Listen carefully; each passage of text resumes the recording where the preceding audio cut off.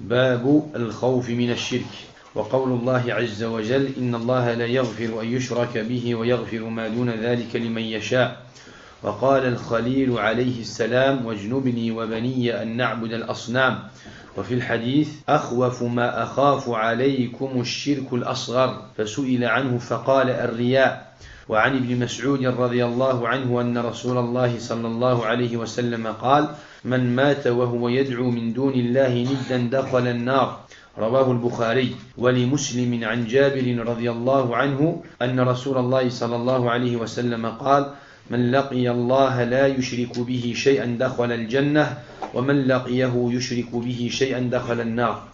Donc, on est toujours dans le chapitre de la crainte du shirk, de commettre du shirk. Dans ce chapitre, on a 2 versets et 3 hadiths. Le premier verset, c'est le verset 48 de Surat An-Nisa. Le verset 48 de Surat An-Nisa. Allah subhanahu wa ta'ala dit Inna Allah la yaghfiru an yushraka bihi wa yaghfiru ma duna dhalika liman yasha'. Certes, Allah ne pardonne pas qu'on lui donne quelque associé. Certes, Allah ne pardonne pas qu'on lui donne quelque associé. Et il pardonne, à part cela, il pardonne à qui il veut. Et il pardonne à part cela à qui il veut. Ce verset a été cité 2 fois dans le Coran al-Karim. Ce verset a été cité 2 fois dans le Coran al-Karim, 2 fois dans Surat An-Nisa. Une fois le verset 48 de Surat An-Nisa et une autre fois le verset 116 de Surat An-Nisa. Allah subhanahu wa ta'ala dit Inna Allah la yaghfiru an yushraka bihi wa yaghfiru ma duna dhalika liman yasha' وَمَنْ يُشْرِكْ بِاللَّهِ فَقَدْ افْتَرَى إِثْمًا عَظِيمًا.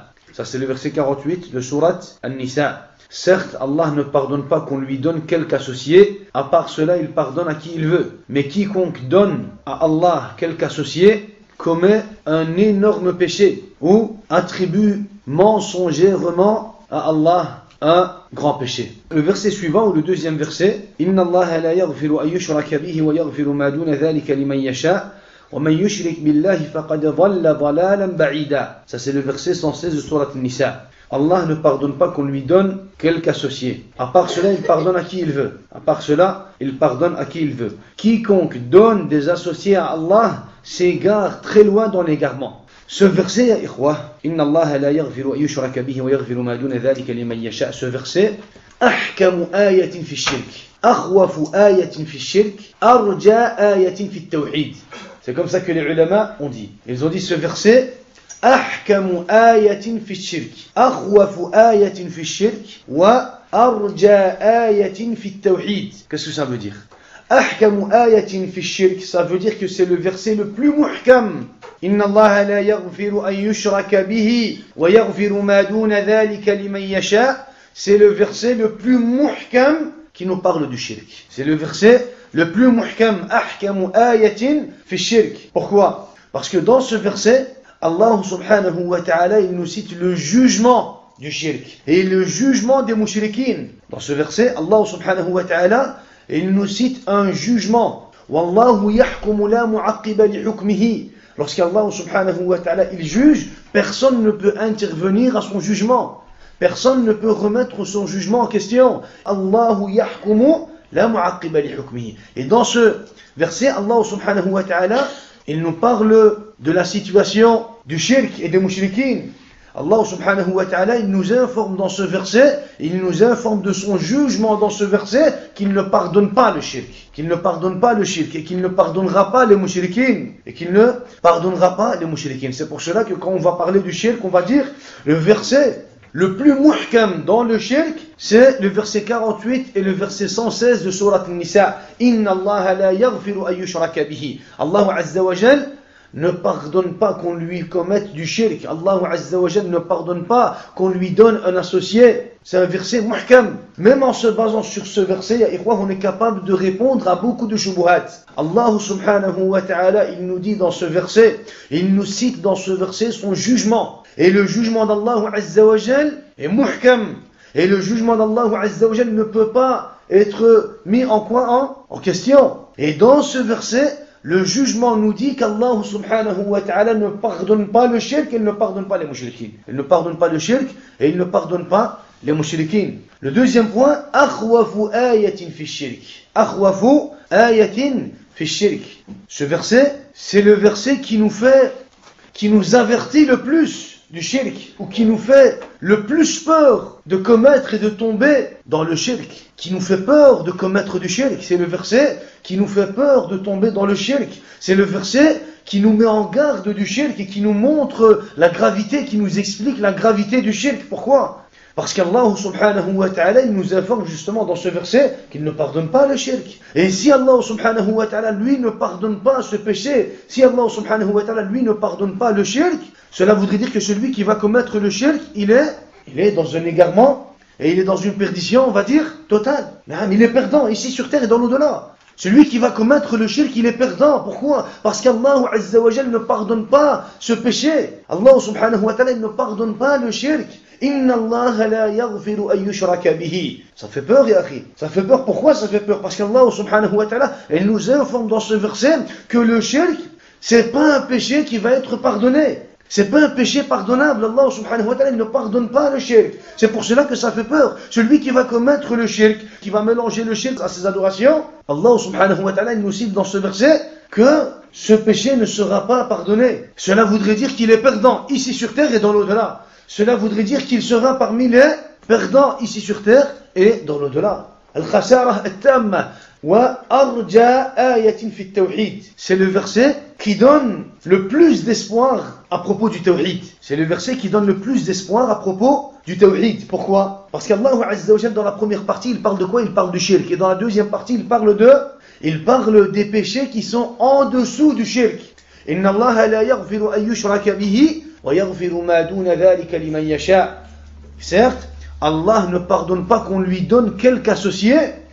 À part cela, il pardonne à qui il veut. À part cela, il pardonne à qui il veut. Celui qui va se désavouer du shirk et des mouchriquines, celui qui va appliquer le tawhid, même s'il a une faiblesse, même s'il a eu des faiblesses, même s'il a eu des défauts, même s'il a appliqué des péchés, Allah subhanahu wa ta'ala, il nous cite dans ce verset, il nous explique dans ce verset, il nous informe dans ce verset qu'il y a une différence entre le shirk et les autres péchés qui sont en dessous du shirk, et que le muwahhid, celui qui va avoir en lui-même le tawhid, même s'il va avoir des manques, même s'il va avoir des faiblesses, des défauts, d'une façon ou d'une autre, il va être sous quoi ? Il va être sous la volonté d'Allah subhanahu wa ta'ala. Il va être quoi ? Il va être sous la volonté d'Allah subhanahu wa ta'ala. Et à part cela, il pardonne à qui il veut. Il pardonne à qui il veut, à une condition que cette personne soit désavouée du shirk et des mouchriquins. Nous, on peut aussi rajouter aqta'u ayatin fi shirk. Aqta'u ayatin fi shirk. Ça veut dire quoi ? Ça veut dire que c'est le verset le plus tranchant au sujet du shirk. Aqta', c'est le verset le plus tranchant à propos du shirk. Pourquoi ? Allah subhanahu wa ta'ala, il nous dit que le shirk, regardez, c'est important.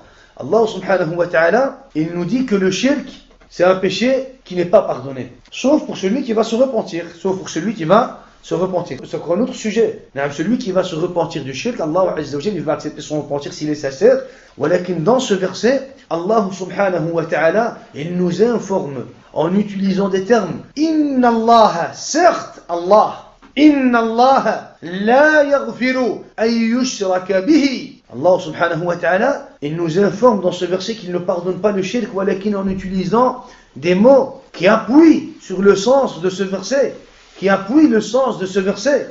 C'est pour cela qu'on va dire que ça, ce qui est cité, le sens de ce verset, c'est quelque chose qui est connu dans la religion par nécessité. Ma'loumun min ad-din bil-darura. Le fait qu'Allah ne pardonne pas le shirk, c'est quelque chose qui est connu dans la religion par nécessité. Celui qui ne connaît pas qu'Allah Azza wa Jalla ne pardonnera pas le shirk, il ne peut pas être musulman. Pourquoi ? Parce que ça, c'est quelque chose qui est connu dans la religion par nécessité. Ma'loumun min ad-din bil-darura. Ça veut dire que le alim, il doit savoir ce sujet, et l'ammi aussi, lui aussi, il doit savoir ce sujet. Il n'y a pas de différence.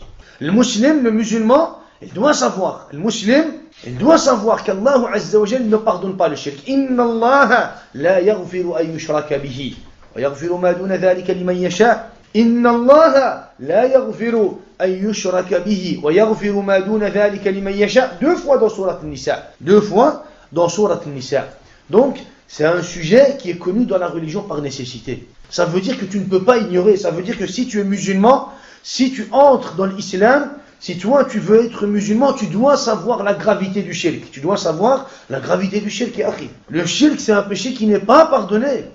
Vous comprenez le lien qu'il y a entre quoi? Vous comprenez le lien qu'il y a entre le titre de ce chapitre et le verset. Le titre c'est quoi, ikhwa? Bab al-khawf min ash-shirk. Le fait d'avoir peur de commettre du shirk. Et dans ce verset, Allah Azza wa Jalla dit Inna Allah la yaghfiru an yushraka bihi wa yaghfiru ma duna dhalika liman yasha. Donc ce que tu dois retenir, c'est que c'est ahkamu ayatin fi shirk. Celui qui est devant toi, il peut te quoi? Il peut te ramener, il peut te ramener autant de shubuhat. Toi, reste fixe sur ce verset. Allah subhanahu wa ta'ala nous a informé dans ce verset qu'il ne pardonne pas le shirk. Il ne nous a pas détaillé. Il nous a pas détaillé si il le fait avec connaissance ou avec ignorance, en ayant une preuve, ou volontairement ou involontairement. Allah subhanahu wa ta'ala nous donne un jugement dans ce verset. Et il nous informe de son jugement. Et lorsqu'Allah azza wa jalla il juge, personne ne peut intervenir sur son jugement. Premièrement, ahkamu ayatin fi shirk. Deuxièmement, akhwafu ayatin fi shirk. C'est le verset qui fait le plus peur du shirk. Yani tous les péchés, al-kaba'ir sont sous la volonté d'Allah azza wa jalla. Tous les péchés sont sous la volonté d'Allah subhanahu wa ta'ala. Illa shirk, sauf le shirk. Le shirk, impardonnable, non pardonnable. Et Allah subhanahu wa ta'ala ne pardonne pas le shirk. Quelle que soit la situation de la personne qui est devant toi, quel que soit le genre de shirk qu'il va commettre, quelle que soit l'adoration dans laquelle il va commettre le shirk, que ça soit dans le rububiyya, dans l'uluhiyya, dans l'asma wa sifat, dans le dua, dans le tawakkul, le shirk, Allah azza wa jal, il nous dit qu'il ne pardonne pas le shirk. Il ne pardonne pas le shirk. Donc ça fait peur, ya akhi. Akhwafu ayatin fi shirk. Et puis, arja ayatin fi tawhid. Ça nous parle du shirk, mais en réalité, ça nous pousse à quoi? Ça nous pousse à maîtriser le tawhid. Quand toi tu vas savoir que le shirk c'est pas pardonnable, qu'Allah Azza wa Jalla ne va pas pardonner le shirk, qu'est-ce que tu vas faire? C'est quoi le contraire du shirk, ikhwa? Le shirk c'est le fait de donner des associés à Allah subhanahu wa ta'ala. C'est le fait de partager l'adoration que tu dois vouer à Allah subhanahu wa ta'ala entre Allah Azza wa Jalla et d'autres fausses divinités. Et le tawhid c'est le fait d'unifier Allah subhanahu wa ta'ala. Donc, toi quand tu vas savoir qu'Allah Azza wa Jalla ne pardonne pas le shirk, qu'est-ce que tu vas faire? Cela va te pousser à comprendre, à maîtriser le contraire du shirk, le tawhid. Le tawhid. Donc en réalité ce verset nous informe qu'Allah il ne pardonne pas le shirk, mais parallèlement ça nous pousse à quoi? Ça nous pousse à apprendre, à maîtriser, à perfectionner notre tawhid. Parce qu'avec le tawhid, on va quand même être sauvé, Inch'Allah Azza wa Jal. Même si on a quoi? Même si on a des manques, même si on a eu des faiblesses. Et puis, le quatrième point qu'on va rajouter, c'est quoi? Aqta'u ayatin fi shirk. C'est le verset le plus tranchant sur le shirk. C'est le verset le plus tranchant à propos de quoi? À propos du shirk. Subhanallah. Inna Allah la yaghfiru an yushraka bihi. Ça veut dire quoi le plus tranchant? Ça veut dire que c'est un verset qui est clair. Ma'loum min ad-din bid-darura, c'est une chose qui est connue dans la religion par nécessité. C'est tellement clair, c'est tellement évident que chaque musulman et musulmane doit savoir qu'Allah Azza wa Jal, il ne pardonne pas le shirk. Il ne pardonne pas le shirk.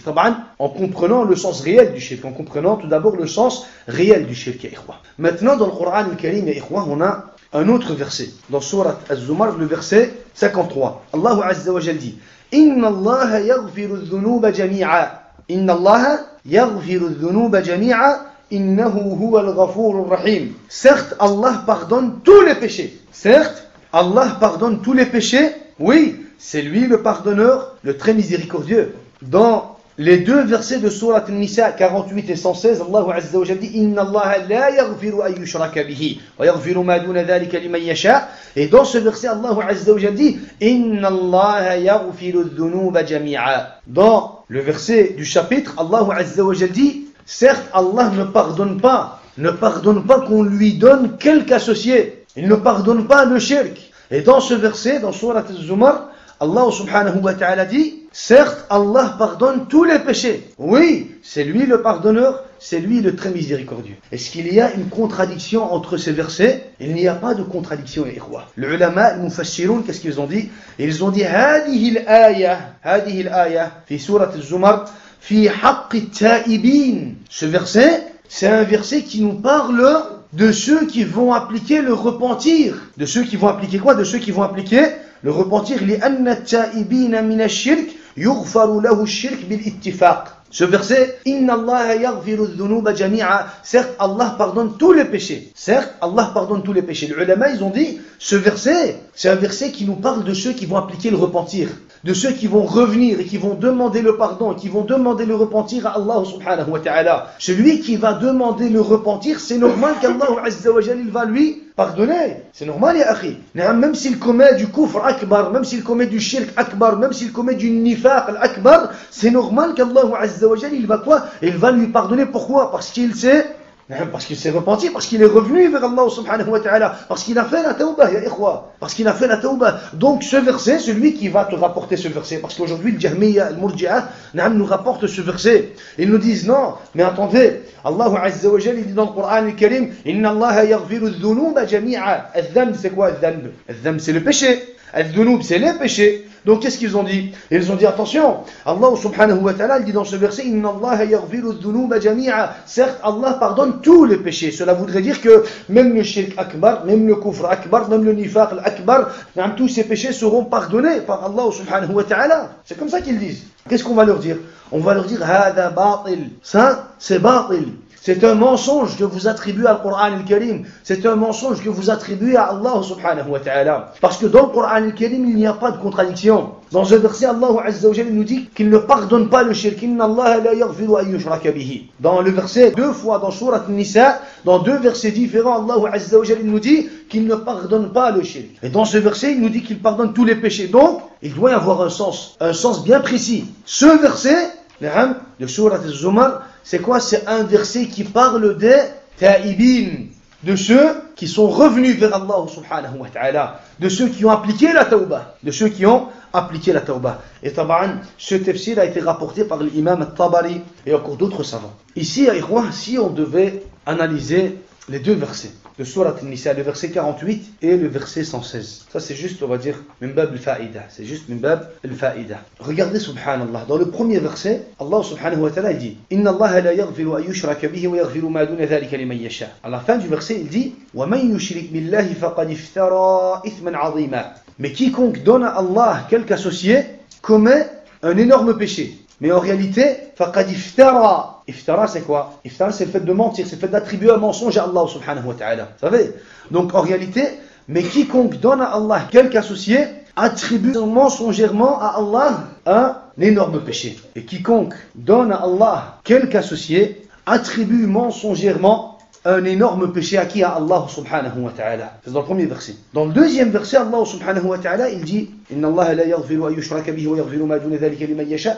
Et à la fin du verset, il dit Wa man yushrik billahi faqad dhalla dhalalan ba'ida. Mais quiconque donne des associés à Allah subhanahu wa ta'ala s'égare très loin dans l'égarement. Il s'égare très loin dans l'égarement. Donc dans le premier verset, celui qui va commettre du shirk, il attribue à Allah azza wa jal un énorme péché. Il attribue mensongèrement à Allah un énorme péché.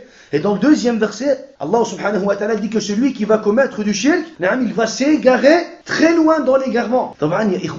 S'il y a une différence dans les termes, ça veut dire qu'il y a quoi? Ça veut dire que c'est pour un sens bien précis. Ça veut dire qu'il y a, c'est pas pour rien qu'Allah subhanahu wa ta'ala il a achevé ce verset de cette façon et le deuxième verset de cette façon. Quand on regarde Surat An-Nisa, quand on va regarder, on va analyser par exemple Surat An-Nisa, quand on va regarder les quelques versets qui sont cités avant le 48e verset, ça fait 45, 46, 47, quand on va regarder ces versets, qu'on va analyser ces versets, on va se rendre compte qu'Allah subhanahu wa ta'ala, il parle de qui? Il parle de Ahl al-Kitab. Il parle de Ahl al-Kitab. Et comme vous le savez, Ahl al-Kitab, les gens du livre, al-Yahoud ou al-Nasara, c'était des gens qui avaient la science. Ils avaient quoi? Ils avaient le livre. Ils avaient le Taurat.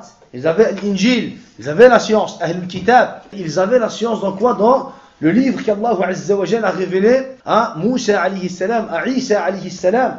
Ils savaient très bien que Muhammad alayhi salatu wa salam est le dernier prophète. Ils savaient très bien que le tawhid, c'était l'adoration seule d'Allah subhanahu wa ta'ala. Ils savaient très bien cela. Ils savaient très bien que le prophète Muhammad alayhi salatu wa salam a été envoyé avec quoi? Il a été envoyé avec le tawhid, avec l'islam, avec l'appel de tous les prophètes, avec la religion de tous les prophètes. Malgré cette science, qu'est-ce qu'ils ont fait? Malgré cette science, ils ont attribué mensongèrement, ils ont menti à Allah subhanahu wa ta'ala, et ils ont commis du shirk, et ils ont attribué mensongèrement à Allah subhanahu wa ta'ala un énorme péché. Subhanallah, ils ont menti, ils ont la science, ils savent très bien. Ils savent très bien que Muhammad alayhi salatu wassalam, c'est le dernier prophète. Il a été envoyé avec l'islam, il a été envoyé avec le Coran, et que le Coran, c'est la révélation d'Allah Azza wa Jal, et que le Coran appelle les gens au tawhid, à l'unicité d'Allah subhanahu wa ta'ala. Malgré cette science, qu'est-ce qu'ils ont fait? Malgré cette science, ils sont tombés dans l'égarement, ils sont tombés dans le shirk, ils ont commis le shirk, et ils ont attribué mensongèrement à Allah subhanahu wa ta'ala des associés.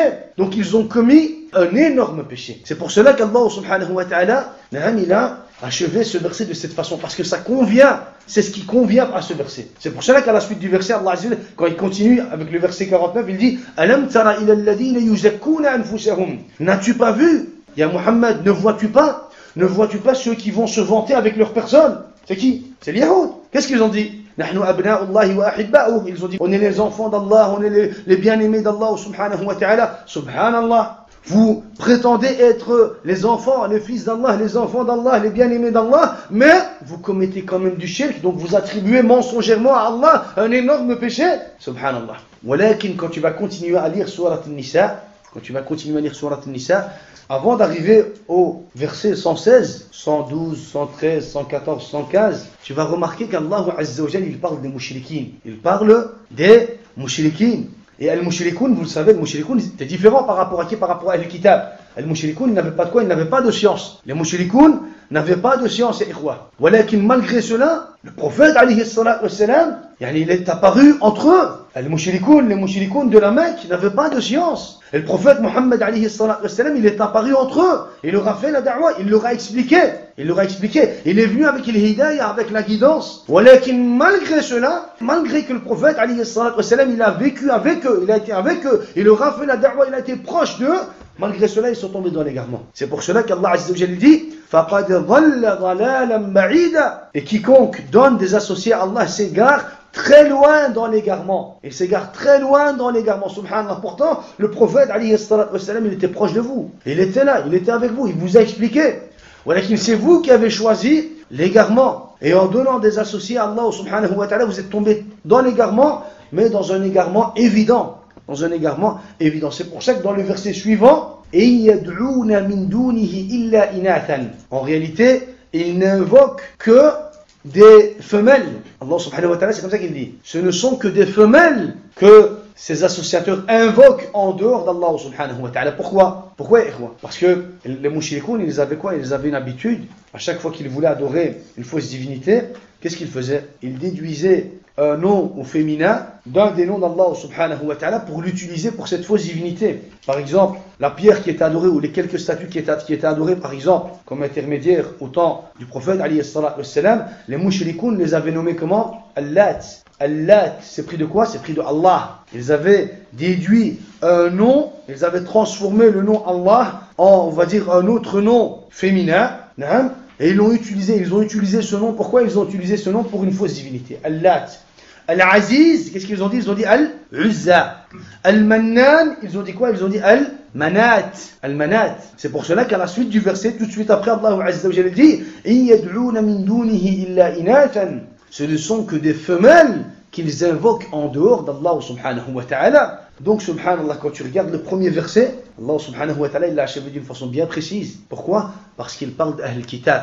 Et le deuxième verset, il l'a achevé d'une façon bien précise. Pourquoi? Parce qu'il parle des mushrikines. Il parle des mushrikines. Ça, c'était une bab al-fa'ida, ya ikhwa. Walakin nous, ce qu'on doit retenir, c'est que ce verset nous avertit de commettre du shirk. Il nous avertit de commettre du shirk et il nous informe qu'Allah Azza wa Jal il ne pardonne pas le shirk. Il ne pardonne pas le shirk. Donc si Allah Azza wa Jal ne pardonne pas le shirk, celui qui va commettre le shirk, il sera éternellement en enfer. Il sera éternellement en enfer. Allah subhanahu wa ta'ala, lorsqu'il a dit Inna Allah la yaghfiru an yushraka bihi, est-ce qu'Allah subhanahu wa ta'ala a cité une exception? Mais une exception par rapport au péché. Inna Allah la yaghfiru an yushraka bihi, l'exception c'est quoi? Wa yaghfiru ma duna dhalika liman yasha. C'est pour cela que celui qui va nous rapporter une autre exception, on va lui dire Allah Azza wa Jalla, il a cité dans ce verset une exception. S'il aurait voulu citer une deuxième exception, il l'aurait cité, c'est pas à toi de rajouter cette deuxième exception. Allah subhanahu wa ta'ala, Inna Allah la yaghfiru an yushraka bihi, wa yaghfiru ma duna dhalika liman yasha. Naam, il y a une exception. Allah il dit qu'il ne pardonne pas le shirk, mais en dehors du shirk, il pardonne à qui il veut. Donc il y a une exception. Donc, Si Allah Azza wa Jal, il aurait voulu citer une deuxième exception, comme l'ignorance, comme le fait de commettre le shirk involontairement, si Allah Azza wa Jal aurait voulu citer une deuxième exception dans le verset, il l'aurait cité. Pourquoi? Parce qu'il a cité à la base une exception. Donc c'est pas à moi, c'est pas à toi de rajouter une exception au jugement d'Allah subhanahu wa ta'ala. Allah subhanahu wa ta'ala, il dit qu'il ne pardonne pas le shirk, et c'est pour cela qu'on doit avoir peur de commettre le shirk. Le musulman, lui, qu'est-ce qu'il doit faire? Il doit avoir peur de commettre le shirk. Dans le deuxième verset de ce chapitre, وقال الخليل عليه السلام واجنبني وبني أن نعبد الأصنام. وقال الخليل عليه السلام واجنبني وبني أن نعبد الأصنام. Les ulama, ils se sont mis d'accord, بالاتفاق, se sont mis d'accord que saluer et prier sur les prophètes, c'est autorisé. مشروع. Tu peux dire Ibrahim alayhi salat wa salam, Ismaïl alayhi salat wa salam, le prophète alayhi salat wa salam d'office. Le prophète alayhi salat wa salam, c'est une obligation. Walakin, pour les autres prophètes, tu peux le dire aussi. Tu peux le dire aussi. Wa qala al-Khalil alayhi salam. Le Khalil, c'est qui, ikhwan? Le Khalil, c'est Ibrahim alayhi salat wa salam. Le prophète Ibrahim. Wajnubni wa baniya an na'bud al-asnam. Et préserve-moi ainsi que mes enfants de l'adoration des idoles. Et préserve-moi ainsi que mes enfants de l'adoration des idoles.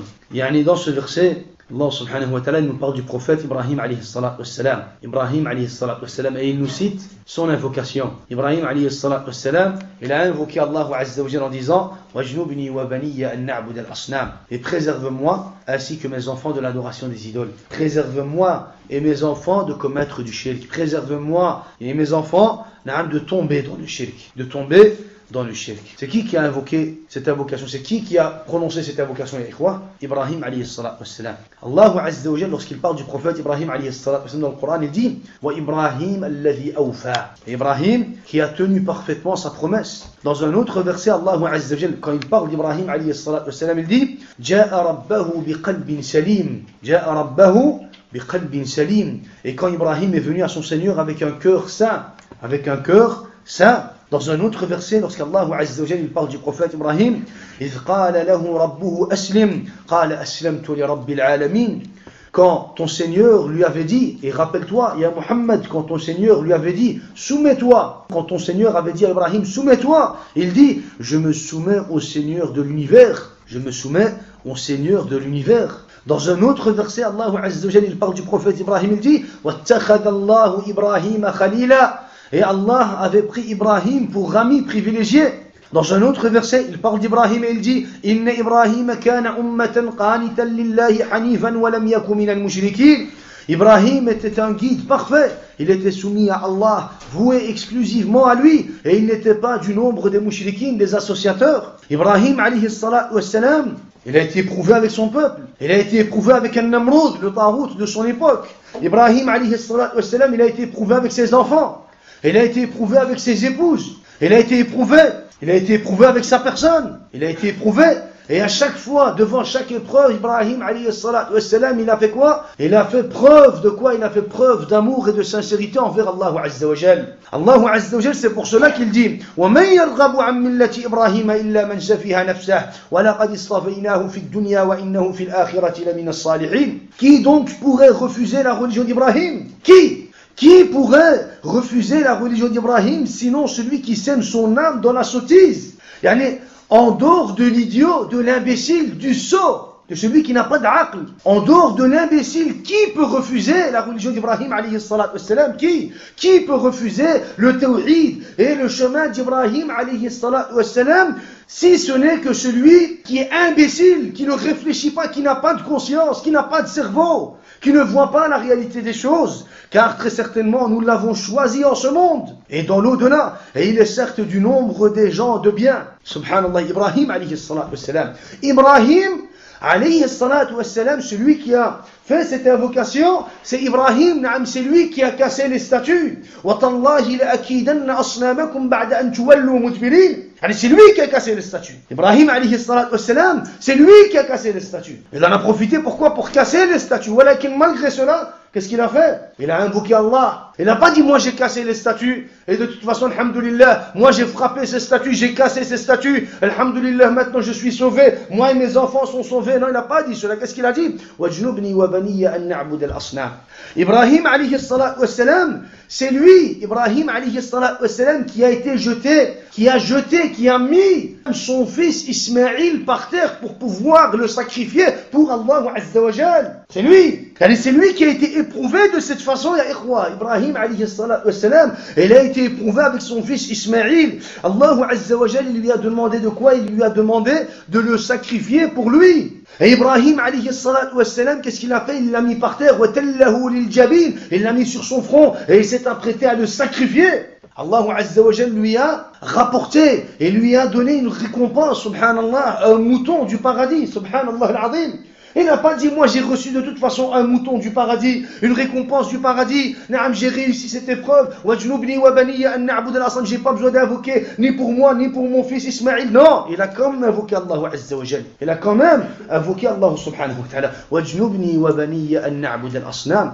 Ibrahim alayhi salatu wa salam, c'est celui qui a appliqué le tawhid, mais d'une façon parfaite. Il a appliqué al-wala ou al-bara d'une façon parfaite. Il a appliqué le désaveu des mouchriquines d'une façon parfaite. Il s'est désavoué totalement des mouchriquines, totalement. Il n'a rien laissé. Il n'a rien laissé. Kafarna bikum. وبدا بيننا وبينكم العداوة والبغضاء أبدا حتى تؤمنوا بالله وحده وأعتزلكم وما تدعون من دون الله.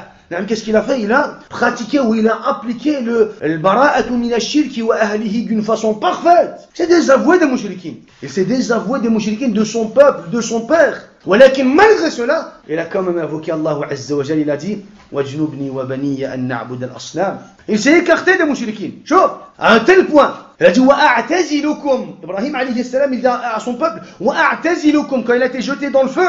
Il a été jeté dans le feu. Allah Azza wa Jal, pour Ibrahim, il a changé les règles universelles, ya ikhwa. Allah Azza wa Jal, pour le prophète Ibrahim, il a changé les règles universelles. Il a ordonné au feu de ne pas le brûler. Subhanallah, un miracle, subhanallah. Walakin malgré cela, il n'a pas dit moi j'ai été sauvé de toute façon. Allah Azza wa Jal, pour moi, il a changé les règles universelles. J'ai pas besoin, il va me protéger moi et mes enfants. Non, il a quand même invoqué Allah Azza wa Jal en disant Ya Rabbi, protège-moi, moi et ma descendance de commettre du shirk. Subhanallah. Et puis il s'est écarté.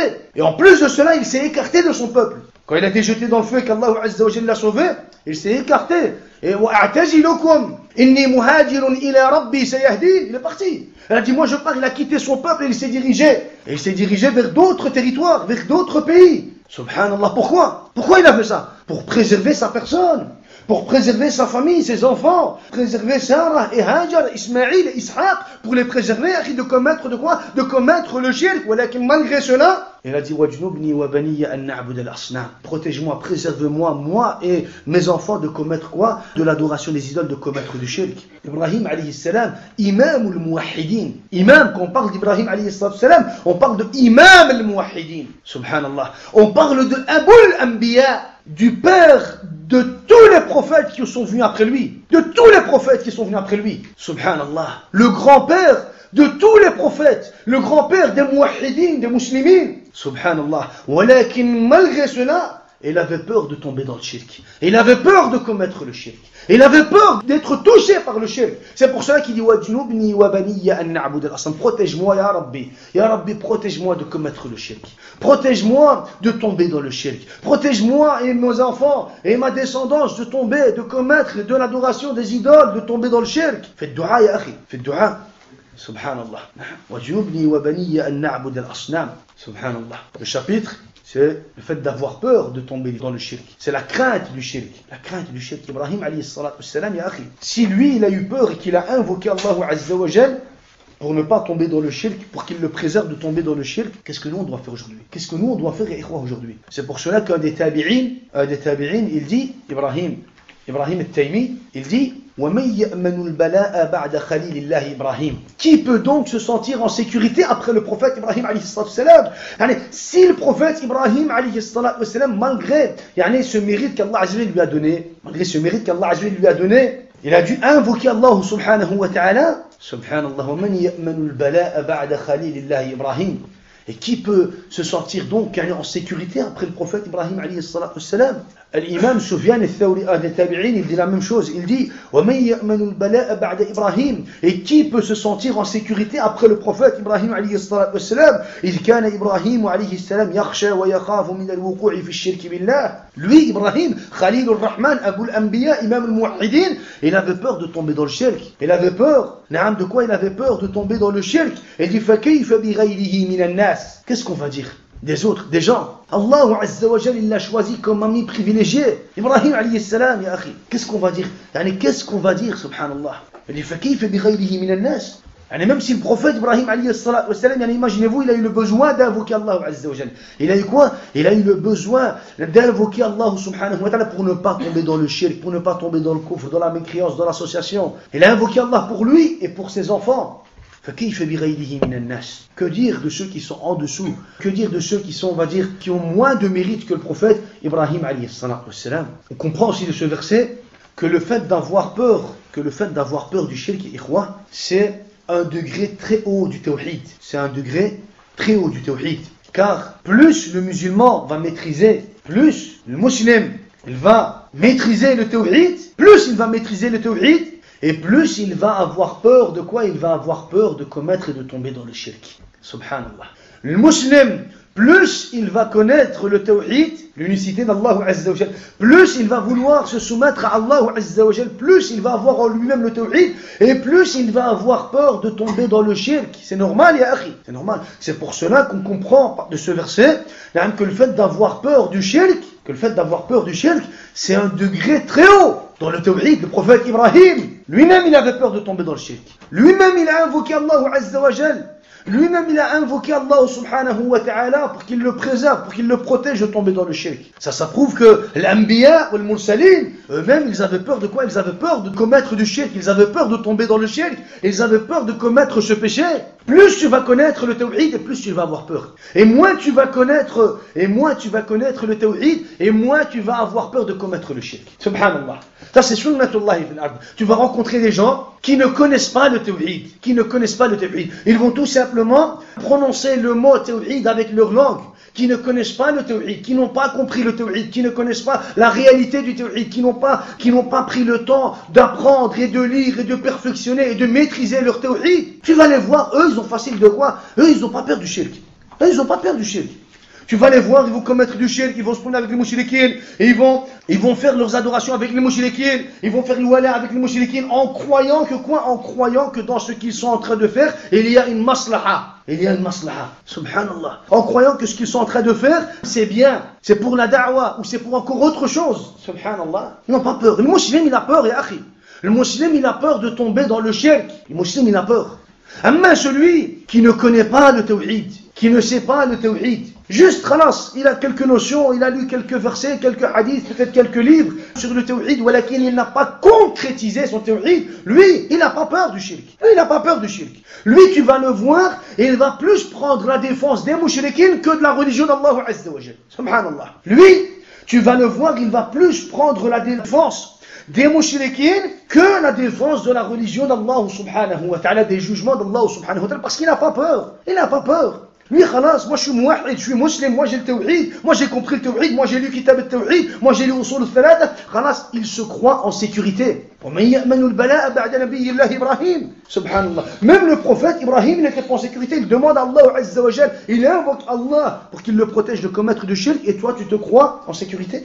Subhanallah. Et en plus de cela, regardez comment Ibrahim alayhi salatu wassalam, il invoque Allah Azza wa Jal, ya akhi. Regarde comme il invoque Allah subhanahu wa ta'ala. Il dit wajnubni, non, wajnubni wa baniya an na'bud al-asnam. Protège-moi et mes enfants de l'adoration des idoles. Protège-moi et mes enfants de commettre du shirk. Protège-moi et mes enfants d'être touchés par cette application, par l'association. Subhanallah. C'est comme ça que tu dois réagir. Tu dois avoir peur pour toi et pour ta descendance et akhi. Pour tes enfants. Tu dois avoir peur pour toi et pour tes enfants. Tu dois avoir peur. Tu dois invoquer Allah Azza wa Jal pour toi et pour tes enfants. Tu dois faire tout ce dont tu es capable de faire pour sauver tes enfants du châtiment d'Allah Azza wa Jal, parce que s'ils commettent un jour ou l'autre le shirk, Ils vont mériter l'enfer, et tu ne pourras pas les sauver, toi. Même toi, tu ne pourras pas les sauver. Même moi, je ne pourrai pas les sauver. Personne ne pourra les sauver. Tu ne pourras pas. Tu voudras peut-être donner toute ta richesse, tout ce que tu veux, voilà tu ne pourras quand même pas les sauver si un jour ou l'autre, ils devaient commettre du shirk. Tu ne peux pas. C'est pour cela que tu dois faire tout ce dont tu es capable, toi, de faire pour les protéger de tomber dans quoi? Dans le shirk et akhi.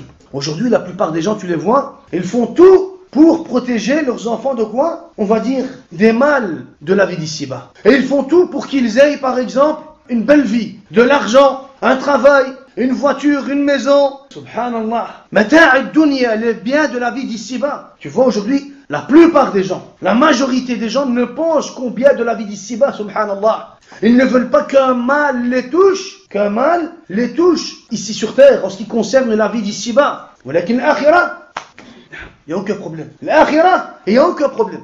Juste qu'il fasse ses études, juste qu'il apprenne, juste qu'il devienne par exemple docteur, muhem, qu'il ait, on va dire, un revenu, juste qu'il travaille, juste qu'il... Subhanallah al-azim, ya akhi. Le musulman, c'est pas comme ça qu'il réagit, akhi. Le musulman, c'est pas comme ça qu'il réagit. Il peut prendre aussi la vie d'ici-bas en considération, le fait qu'il ait de bonnes études, le fait qu'il ait un métier, le fait qu'il travaille, ainsi de suite. Naam, c'est bien, voilà qu'il ne sait pas l'essentiel. C'est bien, c'est pas l'essentiel. C'est pas la base, c'est pas l'essentiel. L'essentiel, c'est de le protéger de quoi? C'est de le protéger du shirk. C'est de quoi? C'est de le protéger du shirk. C'est ce que tu dois faire. C'est comme ça que tu dois réagir. Et tu dois faire tout ce dont tu es capable de quoi? Tout ce dont tu es capable pour pouvoir protéger tes enfants de commettre du shirk. Subhanallah. العجب يا أخي إبراهيم عليه السلام il invoque Allah عز وجل واجنبني وبني أن نعبد الأصنام. Protège-moi et mes enfants de l'adoration des idoles. C'est lui qui a cassé les idoles. Imaginez-vous, c'est lui qui a cassé les idoles. Est-ce qu'on peut s'imaginer qu'un jour il va venir, il va adorer ce qu'il a cassé? Non, subhanallah. Malgré cela, il a quand même en lui la peur. Il a besoin d'invoquer Allah Azza wa Jal parce qu'il sait bien que si c'est pas Allah qui le protège, il ne pourra pas être sauvé. Le pilier essentiel, ya ikhwa, de faire des efforts sur les enfants et les protéger de commettre du shirk et du kufr et ainsi de suite. Le pilier essentiel, vous savez c'est quoi, ikhwa? Le pilier essentiel. Le pilier essentiel, c'est que la mère et le père soient au même niveau. Ça veut dire que le père et la mère, ils doivent avoir la même mentalité. C'est pas que le père, lui, veut l'akhira et la mère, elle veut dunya. C'est pas que le père, lui, il pense à le Jannah. Matin, midi, soir, il veut faire quelque chose pour le Jannah et la mère, elle n'a pas ça en tête. Le père et la mère doivent avoir le même objectif, le même but. La même sensibilité, la même sensibilité. Ça veut dire que le père, avant de faire quelque chose, par exemple, ou bien la mère, avant de faire quelque chose, si elle réfléchit, par exemple, 10 fois, 100 fois, parce qu'elle veut savoir cette application, le jugement de cette application, le jugement de cette parole, par exemple, le père, il doit réagir de la même façon. Et le père, s'il réagit de cette façon, la mère, elle doit réagir de... Ils doivent avoir le même objectif. Dans toute la religion. Dans toute la religion. Si le père, lui, veut que l'enfant, il apprend din, mais que la mère, elle ne veut pas forcément que l'enfant, il apprenne din, cet enfant, il ne va pas apprendre din, il n'a pas à apprendre din. Donc ça, c'est le pilier dans une famille. C'est que le père et la mère doivent avoir le même objectif. La même sensibilité. Je donne un bête exemple. La viande, par exemple. Si le père, lui, il est sensible pour la viande, et que la mère, elle n'a pas cette sensibilité pour la viande, ça sert à rien. L'enfant, il va rien apprendre, il va pas améliorer. Il va être déséquilibré. Si le père, il veut que l'enfant, il fasse le Coran al-Karim, il apprenne le Coran al-Karim et que la mère, elle ne veut pas forcément cela, par exemple, ça peut être le contraire aussi. Des fois, c'est la mère qui veut que l'enfant, il étudie le Coran al-Karim, mais le père, je veux dire, il n'a peut-être pas ça, on va dire, en tête. Ça fait, cet enfant-là, il ne va pas apprendre le Coran al-Karim. C'est normal. Il faut que la mère et le père soient d'accord, ils aient le même objectif, la même sensibilité, dans le tawhid, dans l'ibadat, dans l'akhlaq, pour le dunya, pour le ta'am, pour le sharab, pour tout. Subhanallah. Et à ce moment-là, l'enfant, il aura en lui-même les fruits. Les fruits de quoi? Les fruits de son père et de sa mère. Donc ici, Ibrahim alayhi salatu wa sallam, lorsqu'il a invoqué Allah Azza wa Jal, il a invoqué Allah subhanahu wa ta'ala, en pensant aussi à qui? À ses enfants et à ses enfants. Et regardez ce qu'il a dit. Wajnubni. On avait déjà expliqué que c'est al-janb, c'est le fait d'être en parallèle. C'est comme s'il disait, éloigne-moi, d'une façon à ce que je sois parallèle à l'adoration des idoles. Je ne les rencontre jamais. Ce qui est, on va dire encore différent ici, c'est qu'il a dit wajnubni. Et dans un autre verset, Allah Azza wa Jalla, quand il parle des musulmans, il dit وَالَّذِينَ اجْتَنَبُوا الطَّاغُوتَ أَن يَعْبُدُوهَا وَأَنَابُوا إِلَى اللَّهِ لَهُمُ الْبُشْرَى فَبَشِّرْ عِبَادِ. اجتنبوا. اجتنب وجنوبني. وجنوبني, ça vient de quoi? Ça vient de jannaba. Jannaba. Tu dis ujnubni. Jannaba. Ici c'est ijtanaba. Ijtanaba, ça veut dire s'éloigner. S'éloigner. Donc Allah, quand il parle des croyants, il dit وَالَّذِينَ اجْتَنَبُوا الطَّاغُوتَ, et ceux qui se sont éloignés. Qui se sont éloignés. Wajnubni. Jannaba, ça veut dire éloigner. Donc Ibrahim alayhi salatu wassalam, il dit éloigne-moi, toi, de l'adoration des idoles. Toi, éloigne-moi, moi et mes enfants, de l'adoration de quoi? De l'adoration des idoles. Pourquoi? Ça c'est al-tajnib et al-ijtinab, c'est différent, ikhwa.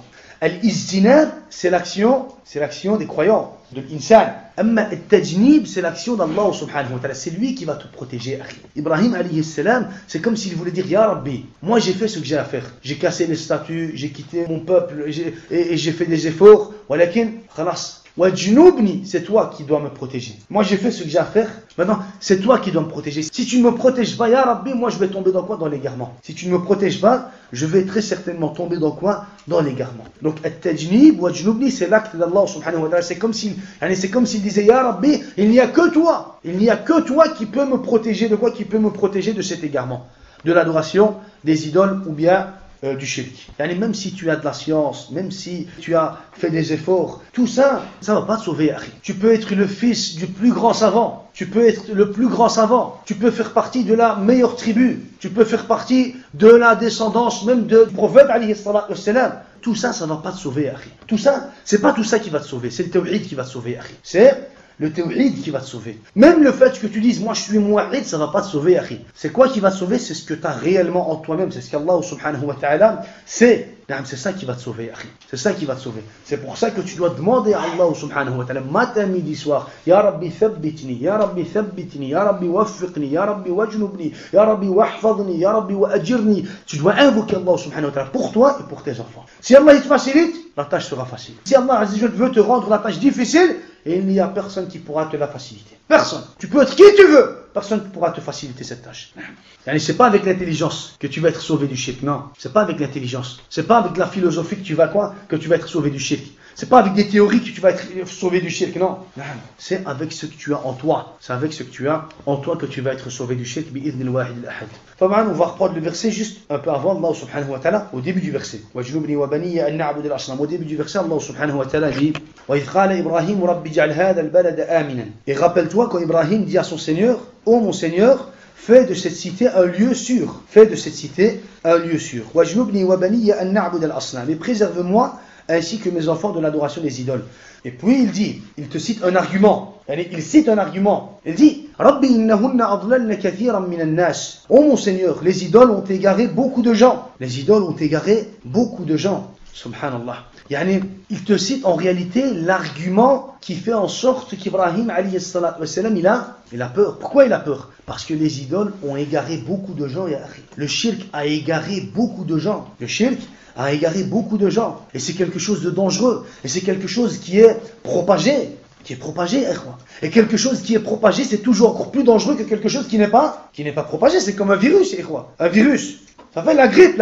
Des fois on entend que je veux dire il y a une épidémie ou bien je veux dire il y a un virus qui se propage. Ça devient dangereux parce que les enfants ils tombent malades et les gens ils tombent malades. Plus ça va se propager et plus ça va devenir dangereux. Plus ça va se propager, plus ça va devenir dangereux. C'est pour ça que vous voyez dans certains pays, tous ceux qui débarquent, on va dire, qui viennent à un pays bien précis d'une autre destination, sont tous contrôlés. Pour voir s'ils ne portent pas un virus bien précis. Pourquoi? Parce que ce virus, s'il entre dans le pays, ça va se propager. Et si ça se propage, ça va devenir encore plus dangereux. Ibrahim alayhi salam dit Rabbi innahunna adlalna kathiran minan nas. Il dit Ya Rabbi, le shirk, les idoles ont égaré beaucoup de gens. Ça s'est propagé sur terre, sur ton territoire, sur ton univers, Ya Rabbi, et ça a égaré beaucoup de gens. Et aujourd'hui, le shirk s'est propagé encore plus. Et le fait d'avoir peur du shirk est devenu encore plus, c'est devenu un devoir encore plus grand sur chaque musulman. Et le fait d'avoir peur du shirk, aujourd'hui, c'est devenu un devoir encore plus grand, Pourquoi? Parce que le shirk s'est propagé. Elle a pris de différentes formes, elle a pris de différentes couleurs. Le shirk, tu le retrouves partout aujourd'hui. Partout, à la télé, dans les livres de din, de religion, sur Internet, vous savez, sur Internet, même dans genre WhatsApp, ce qui suit, tu reçois des messages de shirk et ça se propage d'une vitesse incroyable. Le shirk. C'est pour cela que aujourd'hui le fait d'avoir peur du shirk, c'est un devoir encore plus grand sur le musulman. Sur le musulman et ikhwa. Le prophète alayhi salatu wassalam, quand il parle de la fin des temps, il dit la taqumu as-sa'a hatta tushrika qaba'il min ummati ou qala hatta ta'buda qaba'il min ummati al-asnam. Il dit l'heure ne viendra pas, ne s'enclenchera pas jusqu'à ce que des tribus de ma communauté, des gens de ma communauté retournent vers le shirk, retournent vers l'adoration des statues. Ça va se propager, akhi. Le shirk, aujourd'hui tu regardes le shirk, akhi. Aujourd'hui regarde le shirk.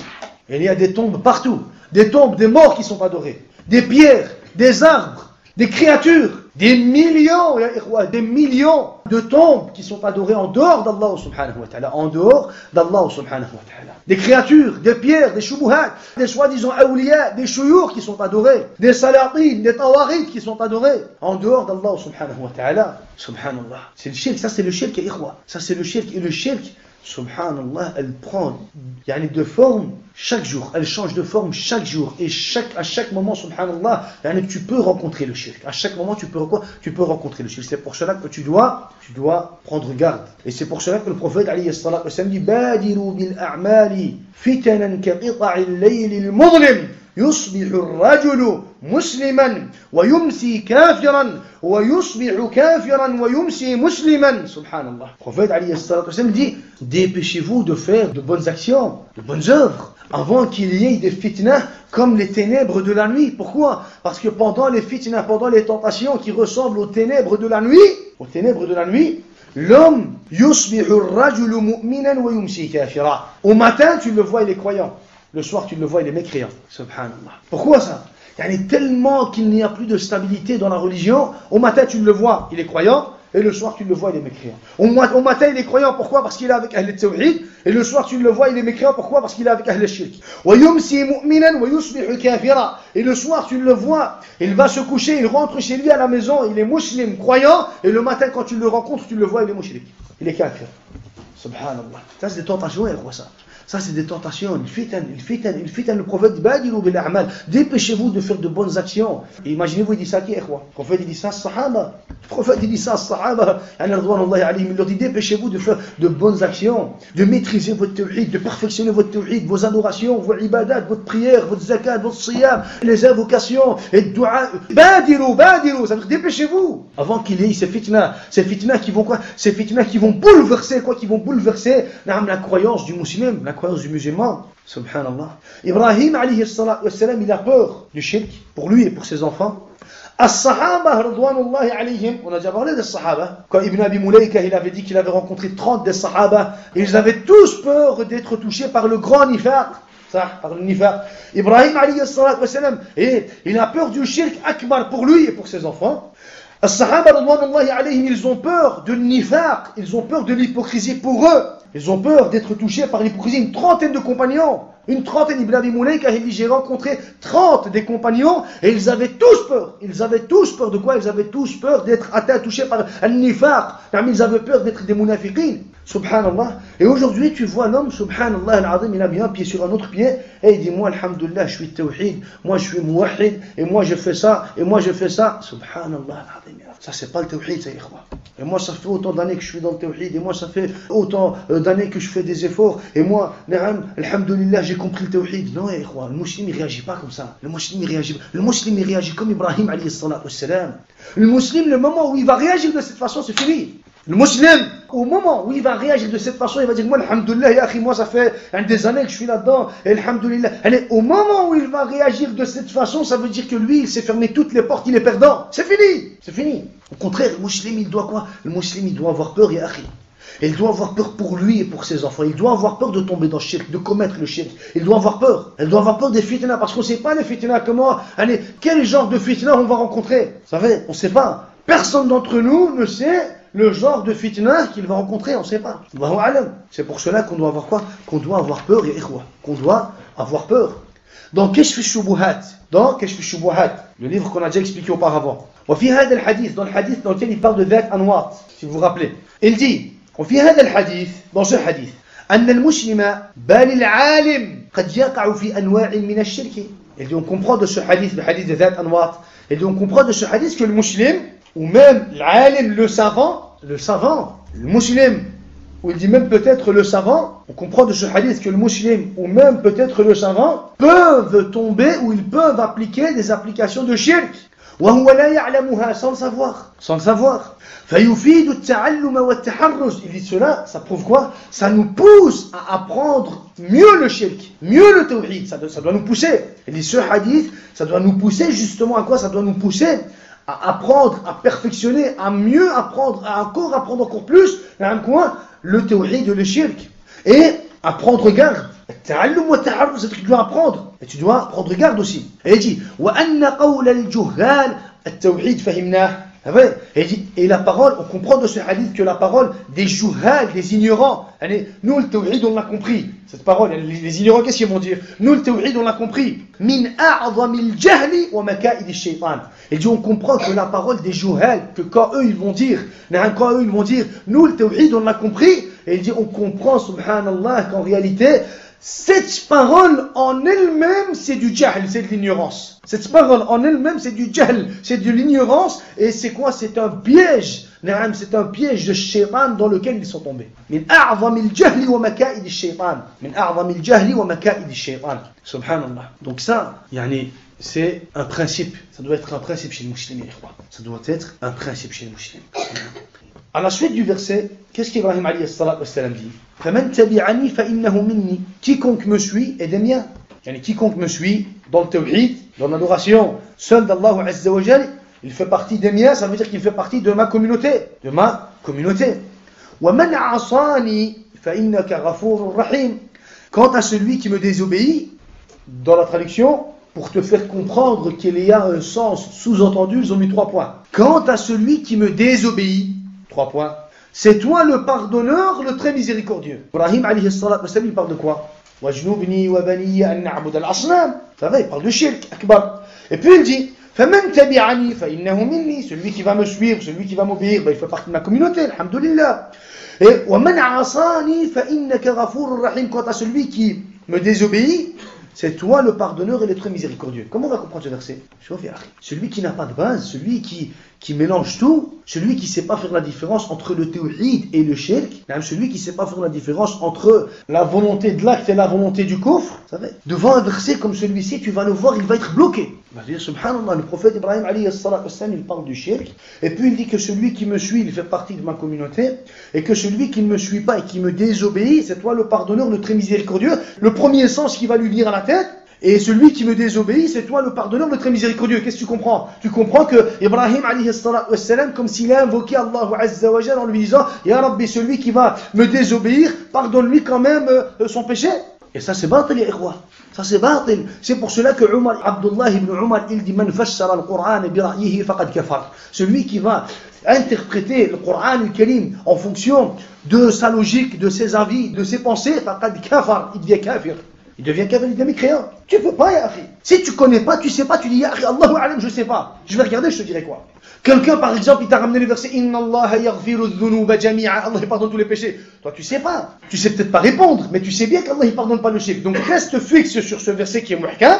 Et tu lui dis ce verset, je sais pas comment les ulama l'ont interprété. Ce verset, tu réagis de la même façon. Je sais très bien qu'Allah il ne pardonne pas le shirk. Donc Ibrahim alayhi salam, il parle du shirk. Et le shirk, c'est un péché qui n'est pas pardonné par Allah subhanahu wa ta'ala. Ça fait non pardonnable. Donc dans ce verset, je ne sais pas ce qu'Allah Azza wa Jal, je ne sais pas comment les ulama l'ont interprété. Et ferme-toi cette porte de danger. C'est un danger. Si tu commences à essayer de faire du ijtihad, c'est fini, akhi. C'est fini. Les ulama, qu'est-ce qu'ils ont dit? Ici, il y a un sous-entendu.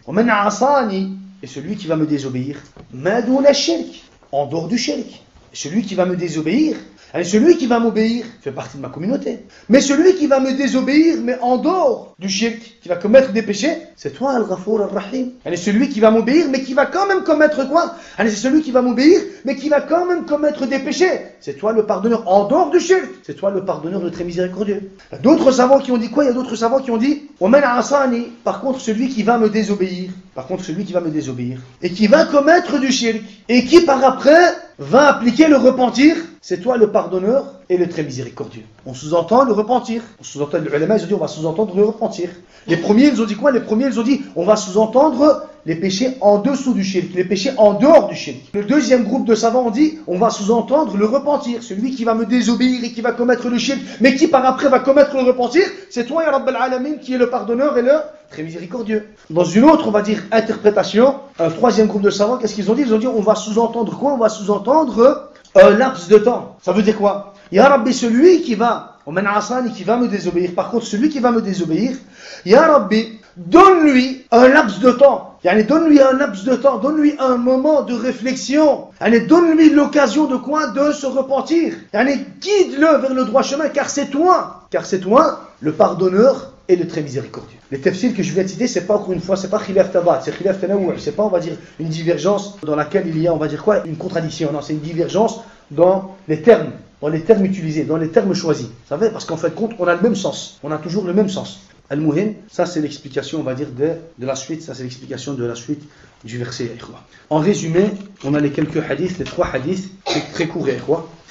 وفي الحديث أخوف ما أخاف عليكم الشرك الأصغر فسئل عنه فقال الرياء. Il dit, la chose dont j'ai le plus peur pour vous, c'est le shirk asghar, c'est le petit shirk. Et lorsqu'il a été questionné, il a dit, c'est riya, l'ostentation. Ce hadith a été rapporté par Mahmoud ibn Labid. وهو حديث حسن, c'est un hadith qui est Hassan, la chaîne de transmission, elle est correcte. Et c'est un hadith qui a été rapporté par l'imam Ahmed. Le prophète, alayhi salatu wassalam, il s'adresse à qui, à Ikhwa? Quand il dit, akhwafu ma akhafu alaykum ash-shirk al-asghar. À qui il parle? Sahaba. Imaginez-vous Sahaba. imaginez-vous الصحابة رضوان الله عليهم أبو بكر وعمر وعثمان وعلي وبقية الصحابة والعشرة المبشرين بالجنة. Et on va dire الصحابة أهل بدر أهل أحد أهل خندق أهل بيعة الرضوان أهل الحديبية. Imaginez-vous الصحابة رضوان الله عليهم, leur tawhid, leur عقيدة, leur عبادات, leur amour, leur sadaqa avec le prophète عليه الصلاة والسلام. Imaginez-vous الصحابة رضوان الله عليهم, et imaginez-vous le prophète, il leur dit, la chose dont j'ai le plus peur pour vous, c'est le shirk asghar. C'est le petit shirk. La chose dont j'ai le plus peur pour vous, c'est le shirk asghar. Subhanallah. Sahaba radwanullahi alayhim. Tu peux pas toi comparer quelqu'un avec les sahaba. Tu peux pas comparer quelqu'un à sahaba. Tu peux pas. Après l'époque de sahaba, ça peut être le plus grand alim, tu peux pas le comparer à sahaba. Tu peux pas. Pourquoi? Parce qu'ils ont vécu des situations difficiles avec le prophète, alayhi salatu wassalam. Et Allah Azza wa Jalla, il les a choisis. Il a choisi les sahaba, radwanullahi alayhim. Allah subhanahu wa ta'ala, il a choisi les sahaba, radwanullahi alayhim. Il les a choisis pour le prophète Muhammad, alayhi salatu wassalam. Et malgré cela, le prophète, il leur dit, akhwafu ma akhafu alaykum ash-shirk al-asghar. Ash-shirk al-asghar. La chose dont j'ai le plus peur pour vous, c'est le petit shirk. Donc si le prophète, il avait peur pour les sahaba qui ont atteint ce degré dans la science, dans l'ilm, dans le din, dans l'iman, dans l'aqida, dans le tawhid, le prophète, il avait peur pour eux du shirk asghar. Tous ceux qui sont en dessous de sahaba doivent avoir peur de quoi? Du shirk asghar et du shirk akbar. D'office, ya akhi. Ils doivent avoir peur de quoi? Du shirk asghar et du shirk akbar. Subhanallah. On a un autre hadith qui nous parle plus ou moins, dans lequel on a plus ou moins le même sens. Le prophète, alayhi salatu wassalam, il dit à ses compagnons, Ala ukhbirukum bima huwa akhwafu indi alaykum min al-masih ad-dajjal. Voulez-vous que je vous informe de ce qui me fait encore plus peur, de ce dont j'ai encore plus peur pour vous que de le Masih al-Dajjal? Dajjal, ikhwa. Dajjal, c'est akbaru fitna mundu khalaqa Allah tabaraka wa ta'ala Adam alayhi salam. Plus grande fitna. Tous les prophètes qui ont été envoyés, ils ont tous averti leur peuple de Dajjal. Dajjal, quand il vient, c'est le Tarout. C'est le Tarout. Il vient, il est présent, il est là. Shaitan alayhi la'natullah. Dajjal. Le prophète, il parlait de Dajjal. Il disait Al-A'waru Dajjal. Il est borné, c'est un kadhab. Il dit c'est un kadhab. Et le prophète, il donnait des détails sur le Dajjal. Tellement qu'il parlait sur le Dajjal, Sahaba disaient, on croyait qu'il était dans le jardin à côté. Dans le jardin à côté du masjid. On avait peur de Dajjal. On avait peur, les Sahaba, ils avaient peur de Dajjal. Dajjal fitna. Tous les prophètes, ils ont averti. Tous les prophètes, ils ont averti quoi? Ils ont averti leur peuple de Dajjal. Malgré ça, le prophète dit, la chose, voulez-vous que je vous informe de ce dont j'ai peur pour vous encore plus que Dajjal? Encore plus que Dajjal? Alors les compagnons ils disent Bala ya Rasulallah, Bala ya Rasulallah. Alors il dit Ash-shirkul khafi. C'est le shirk caché. C'est quoi le shirk caché? Et il ne vient pas nous expliquer le shirk caché. Aujourd'hui ils font le shirk caché, ils vont aller, ils vont et ils choisissent. Ça c'est pas du shirk caché. Le prophète il a expliqué c'est quoi le shirk caché. Il dit Ash-shirkul khafi أن يقوم الرجل الله أكبر فيصلي ويزين صلاته لما يرى من نظر الرجل. Il dit c'est l'homme qui se lève. C'est quoi shirk al-khafi? Le shirk caché, c'est quoi? Il dit c'est l'homme, tu vois l'homme, il se lève, il est en train de prier. Il est en train de prier. Pendant qu'il est en train de prier, il remarque les regards des gens qui se tournent vers lui, donc il embellit sa prière. Il embellit sa prière. Yuzayyinu salatahu. Il embellit sa prière. Il embellit sa voix. Il embellit ses gestes. Vous savez pourquoi? Parce que les gens sont en train de le regarder. Al-riya, ça vient de quoi? Ça vient de ru'ya. Al-riya, l'ostentation, ça vient du mot al-ru'ya. Al-ru'ya, c'est la vision. Al-ru'ya, c'est la vision. Et al-riya, c'est quoi? Al-riya, c'est le fait idharu al-ibadah li qasdi ru'yati an-nas. Al-riya, c'est idharu al-ibadah, c'est le fait de dévoiler une adoration, de montrer une adoration, de faire une adoration en public dans l'objectif que les gens te voient. Ça c'est al-riya, ça c'est l'ostentation, ça c'est al-riya, c'est haram. Et taban ya ikhwa, yani al-riya ou bien le shirk khafi ou bien le shirk asghar, c'est quelque chose wallah al-azim de dangereux ya ikhwa. C'est quelque chose de très très dangereux. Pourquoi? Parce que c'est quelque chose qui est près de nafs. Il est là, il est près de nafs. C'est pas quelque chose qui est loin de toi. Al-riya, c'est quelque chose qui peut apparaître à n'importe quel moment, on va dire dans ton nefs. Dans ton nefs. Les ulama, ils ont dit l'ostentation, c'est quelque chose qui est à côté de toi, à côté de ton nefs, à côté de ton cœur, à côté de ton cœur. Et c'est quelque chose qui est embelli, c'est pas quelque chose qui est mal vu. C'est pas comme quand tu vois le shirk, ta'oudhu billah, ça c'est du shirk. Tu vois que c'est le shirk, tu le vois. Walakin al-riya, c'est pas comme ça. Al-riya, c'est quelque chose qui vient. Et c'est embelli, c'est beau. Quand il pénètre dans le cœur de la personne, tu t'en rends pas compte. Il l'aime rahimallah, sauf si vraiment, on va dire, si tu t'en rends compte et que tu commences à pousser al-riya, tu commences à te battre avec un shaytan pour ne pas qu'il pénètre, justement, pour ne pas qu'il mette dans ton cœur al-riya, ça c'est autre chose. Walakin, pour te dire que c'est quelque chose qui est embelli, souvent la personne est dans l'insouciance devant, on va dire, al-riya, devant l'ostentation. Le ghafla, souvent, dans la majorité des situations, souvent tu t'en rends pas compte, tu t'en rends compte qu'après l'adoration. Au moment de l'adoration, souvent l'insan, il est dans le ghafla. Il s'en rend pas compte. Après, il s'en rend compte. Subhanallah. C'est pour ça que c'est quelque chose de dangereux. C'est pour ça que le prophète, il a peur de shirk al-asghar. Et aussi, par exemple, c'est quelque chose qui est, les ulama, ils ont dit, al-nafs majboula. Ça veut dire que al-nafs, elle a été créée d'une façon à ce qu'elle aime bien entendre, on va dire, des éloges. Al-nafs comme ça. Majboula, elle aime bien entendre des choses, voir des choses, écouter des éloges, écouter des remerciements. C'est normal, les akhi, c'est al-nafs. Walakin, attention, si ça commence à devenir un sujet dans lequel où il va avoir riya, tu dois être réveillé. Même l'imam Ahmed, même Sufyan al-Thawri, il dit la chose qui m'a fatigué le plus, c'est l'éducation de mon nafs. Éduquer son nafs, subhanallah. Il dit c'est la chose qui m'a fatigué le plus. Et à chaque fois que tu fais quelque chose, tu dois l'éduquer. Qu'Allah Azza wa Jalla nous préserve de riya et du shirk asghar et khafi. Le hadith suivant, le prophète alayhi salatu wassalam, il dit, c'est le hadith d'Ibn Mas'ud, Man mata wa huwa yad'u lillahi niddan dakhala an-nar. Le prophète il dit, Man mata, celui qui va mourir, wa huwa yad'u lillahi niddan, celui qui va mourir en ayant commis du shirk, en ayant donné à Allah Azza wa Jalla un égal, en ayant attribué à Allah subhanahu wa ta'ala un égal, dakhala an-nar, il va entrer en enfer. Subhanallah. Il va entrer en enfer. على التأبيد مؤبد خالد جهنم خالدا مخلدا فيها على التأبيد. Celui qui va mourir en ayant commis le shirk. C'est pas avant de mourir, c'est pas désavoué du shirk. Pourquoi je dis ça? Parce que vous allez rencontrer des gens, ils vont vous dire ouais mais nous le shirk on le fait une fois de temps en temps. Une fois tous les, on va dire 5 ans, tous les 6 ans, même tous les 10 ans. On fait une fois, on fait pas du shirk nous. Allez, nous on fait pas du shirk, akhi. Lui quand il meurt, il meurt sur le shirk, ya ikhwa. Pourquoi? Parce qu'il ne s'est pas désavoué, ya ikhwa, du shirk. Le problème, c'est pas qu'il va faire du shirk une fois tous les 10 ans, c'est pas ça. Il sait pas que par exemple, il a fait, je vous donne un exemple. Il a fait le shirk, on va dire par exemple, il le fait une fois tous les 50 ans. Ça veut dire que lui, par exemple, il va le faire peut-être une fois. Mais s'il meurt sans avoir appliqué la tauba, il meurt quand même sur le shirk. Pourquoi? Parce que lui, le problème, c'est pas qu'il a été faire le shirk. Lui, le problème, c'est qu'il s'est pas désavoué du shirk. Il n'a pas renié le shirk. Il n'a pas al-bara'atu min ash-shirk wa ahlihi. Il n'a pas renié le shirk. Donc même si tu le fais une fois, tu l'as fait une fois dans ta vie, même si le shirk tu l'as fait une fois dans ta vie, si tu ne te désavoues pas de cette application, si tu ne demandes pas le repentir de cette application, si tu n'acceptes pas que quand tu as fait cette application-là, tu étais à al-shirk, tu étais à al-jahiliyyah, tu étais mushrik, tu n'as pas de repentir. Tu meurs sur le shirk. Tu meurs sur le shirk. Ici dans le hadith, man mata wa huwa yad'u lillahi niddan, c'est pas quelqu'un qui invoque par exemple va dire ya Hassan, ya Hussein et puis il va mourir. C'est pas ça, quoi. Parce qu'il y a des gens, c'est comme ça qu'ils le comprennent. Celui qui va mourir en donnant un associé à Allah subhanahu wa ta'ala. Il y a les gens aujourd'hui, ils croient que Zama pense que c'est en commettant le shirk, c'est pendant qu'il commet le shirk, c'est pas pendant qu'il commet le shirk. C'est que lui, il s'est pas désavoué du shirk. Il n'a pas renié le shirk. Il n'a pas enlevé le shirk de son cœur. Donc il est mushrik, ya akhi, lui. Il est mushrik. Et Abdullah ibn Mas'ud, ça c'est la parole du prophète. Il dit celui qui va mourir en ayant commis du shirk, dakhal an-nar. Abdullah ibn Mas'ud, il dit wa ana aqul. Il dit moi je dis. Là, il termine le hadith. Il dit moi je dis man mata wa huwa la yad'u lillahi niddan dakhal al-jannah. Et celui qui va mourir sans commettre du shirk, sans donner un égal à Allah, lui entrera au paradis. Allahu akbar. Ça c'est le tawhid, akhi. Ça c'est le tawhid. Celui qui va pas commettre le shirk, il va rentrer au paradis. Il va rentrer au paradis.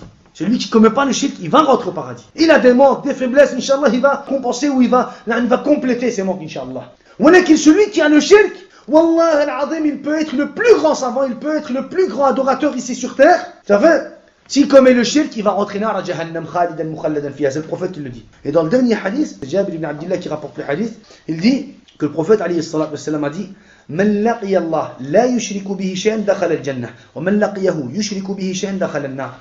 Celui qui va rencontrer Allah, donc c'est après la mort, celui qui va rencontrer Allah sans avoir commis du shirk, en sachant qu'il s'est désavoué du shirk lorsqu'il était sur terre, dakhal al-jannah, il va entrer au paradis. Wa man laqiyahu, celui qui va le rencontrer, yushriku bihi shay'an, en lui donnant des associés, en commettant le shirk, en approuvant le shirk, en acceptant le shirk, ça fait, en ne se désavouant pas du shirk, dakhal al-nar, il va entrer en enfer. Il va rentrer en enfer, ikhwa. Donc ça c'est le chapitre du fait d'avoir peur de commettre du shirk, ikhwa. Il y avait 2 versets et 3 hadiths. On a expliqué les 2 versets et les 3 hadiths. Wallah, ya ikhwa, c'est un des chapitres les plus importants. C'est un des chapitres le plus important dans le livre, ikhwa. Parce qu'il y a beaucoup de sens. Vous, quand vous rentrez à la maison, reprenez Kitab al-Tawhid et à la fin de Kitab al-Tawhid, il y a des leçons que moi je ne relis pas ici. Pourquoi? Parce que c'est des points que je cite pendant mon explication. Mais vous, reprenez Kitab al-Tawhid. À la fin de chaque chapitre, il y a, on va dire, une vingtaine, une dizaine, une trentaine de quoi? De leçons. Première leçon, deuxième leçon, troisième leçon. Et relisez cela. Relisez à chaque fois, à la fin de chaque chapitre, à chaque fois qu'on voit un chapitre, relisez quoi? Relisez les leçons. Wallahi, ça va vous aider en même temps pour maîtriser, en même temps pour mieux comprendre. Mais ça, c'est quelque chose. Allez, ce chapitre, c'est un chapitre très très important. Comme j'ai dit, c'est quelque chose qu'on oublie vite. C'est quelque chose qu'on oublie vite. Le ghafla, on tombe vite dans l'insouciance en ce qui concerne le fait d'avoir peur du shirk. Alhamdulillah, Allah il nous a guidés. Allah il nous a guidés sur le droit chemin. Alhamdulillah. On remercie Allah. On lui demande le thabat. On lui demande qu'il nous donne encore plus de science, plus de patience, plus d'endurance, plus de fermeté, plus d'amour envers lui, Inch'Allah Azza wa Jal. Walakin, on ne doit pas se vanter. On ne doit pas se vanter. On doit savoir nos limites. On doit avoir peur de tomber dans le shirk. On doit avoir peur pour nous, pour nos enfants, pour notre famille. On doit avoir peur. On doit avoir peur d'être touché par quoi? Par le shirk al-akbar, par le shirk al-azghar, par le kufr al-akbar, par le kufr al-azghar, par le nifaq, partout, par toutes les maladies. On doit avoir peur, pour nous, pour nos enfants et pour nos familles. C'est une règle générale. Inch'Allah, un jour on consacrera Inch'Allah un cours aux exemples que j'ai cités, Inch'Allah, parce que c'est dans de différents livres. J'essaierai de rassembler ça, Inch'Allah, et comme ça on fera les exemples des salaf salih, comment est-ce qu'eux ils ont réagi avec quoi, avec leurs enfants pour justement, on va dire, les protéger ou les préserver de tomber dans quoi? Dans le shirk, dans le jahmiyya, dans le mu'tazila, dans le dalal, dans le kufr, Inch'Allah. Juste un dernier point, vous voyez ce que je vais te citer là? Ça c'est un principe, ça change pas. Mais attention, il ne faut pas que ça se transforme aussi en un waswas. Il ne faut pas que ça se transforme aussi en un waswas. Ah, j'ai peur, j'ai commis du coffre. Tu commences à ouvrir une nouvelle porte. Ça va? Tu commences à ouvrir quoi? Tu commences à ouvrir une nouvelle porte. Ça ne doit pas devenir du waswas. Dans le sens où tout ce que tu vois chez quelqu'un, tu vois chez toi. Non, ça c'est shaitan, ça aussi. Ça c'est shaitan, attention. Shaitan avec ahl taqwa, avec ahl iltizam, il va pas dire fais du coffre. Il va rentrer par la porte du waswas. Il va rentrer par la porte du waswas. Attention, ikhwa. Attention, ça c'est une porte du waswas. Ah, j'ai dit du coffre. T'as une pensée qui est venue par exemple en tête, ça fait? Ah, j'ai pensé à ça. C'est moi, c'est lui, c'est le waswas, c'est pas le waswas, j'ai kfur, j'ai pas kfur. Où tu vas? Là, t'as ouvert la porte bien grande, comme ça le waswas. Ça dit viens, rentre dans mon cœur, comme ça, khalas. Yani moi, je suis plus moi. C'est comme la prière. Allahu Akbar, t'es dans la prière. J'ai fait takbir al-ihram, j'ai pas fait. J'ai fait, j'ai pas fait. Je vais la refaire. Allahu Akbar, c'est fini. Là, t'as ouvert la porte. Les ablutions, t'as pris les ablutions, tu vas reprendre, t'as repris, tu vas reprendre. Khalas. Là, t'as ouvert la porte bien grande. Tu dois la fermer. Dans tout. Les ablutions, la prière et l'aqidah, dans tout. Dans tout. Ça, c'est le waswas. Le waswas, ça peut être dans tout, ikhwa. Ça peut être dans le din, dans le dunya, dans l'akhirah, dans tout. Dans les ablutions, dans tout. Donc, il ne faut pas que cette peur elle se transforme en aouchwas. Ça aussi, c'est très très important, ikhwa. C'est très très important. Il ne faut pas qu'elle se transforme en aouchwas. Ça fait, ikhwa. Barakallahu fikum, wa jazakumullahu khairan, wa assalamu alaikum wa rahmatullah. C'est une note générale, ikhwa. Peut-être qu'entre vous, il y en a qui vont mériter plus. Là, je note par rapport à la généralité. Vous êtes en dessous de la moyenne. Donc, si c'est sur 10, dans la compréhension, il n'y a pas de doute, alhamdulillah. Walakin, dans la révision et dans l'argumentation et tout ce qui suit, je veux juste un peu plus d'effort. Un peu plus d'effort, ça fait. Et on enchaîne, tac, tac, tac, tac, tac. Et toi, tu passes à un autre sujet, tac, tac, tac, tac, tac. À la fin du 6e chapitre, il va y avoir révision générale. Révision générale. Quand je dis révision, c'est question-réponse, question-réponse, question-réponse. Moi, je ne réponds pas, c'est vous qui répondez. À la fin du 6e cours, du 6e chapitre. On a fini le 3e chapitre. 4, 5 et 6. Donc, dans 3 semaines. Donc, on va dire là, vous êtes en dessous des 5. Inch'Allah, prochain, révisez mieux, Inch'Allah.